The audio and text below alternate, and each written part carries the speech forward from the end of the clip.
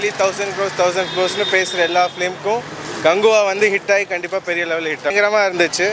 Francis கெட்டப்பும் நல்லா இருந்துச்சு. பீடியாலிக் ஸ்லிம்மும் நல்லா இருந்தது. It should be a blockbuster for Tamil cinema. சிஜியே இல்லாமல் ஆர்ட் ஒர்க்லாம் அந்த மிலன் இறந்து போனவர் கண்டிப்பாக நல்லா பண்ணியிருக்காரு. It was too good. நல்லா இருந்தது படம். நல்லா இருந்தது, சூப்பராக இருந்தது.